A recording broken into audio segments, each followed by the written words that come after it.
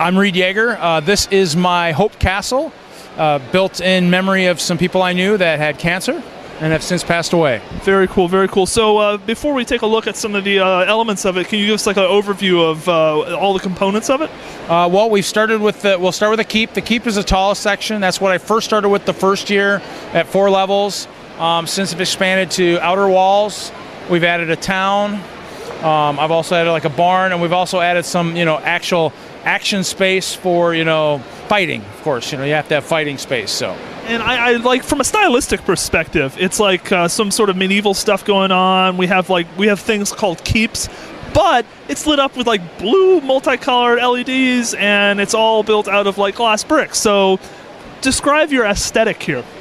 Well, the nice thing, when I first started building, I liked the clear setup. It just was a nice brick to build with. And World of Lights, when they turn out the lights, is always a neat thing. And clear, I knew, would generate a really nice glow to it when I built it. So that's kind of where I came from that.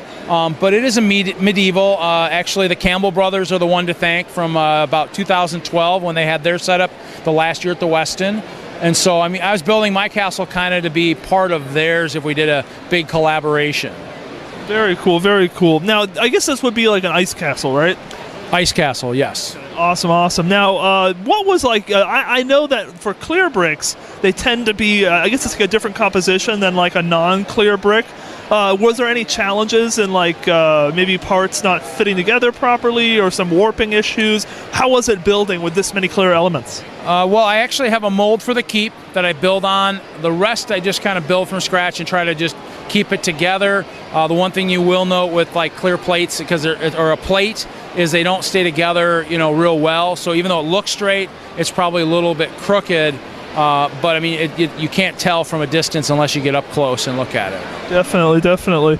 Now, walk us on down here and describe what the different creatures are doing, and what are we looking at, like from an action perspective? From an action perspective, the ice bears are the defending force on the castle. I originally was going to do a purple horde, but I was able to come into some money, and I changed it to the ice bears, which from the Chima standpoint, sounded like the best thing for defending an ice castle. We're actually uniting this year with the humans. Humans have jetpacks.